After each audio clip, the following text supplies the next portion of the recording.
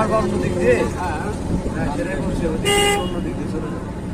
তাছাড়া এই অবস্থা খারাপ।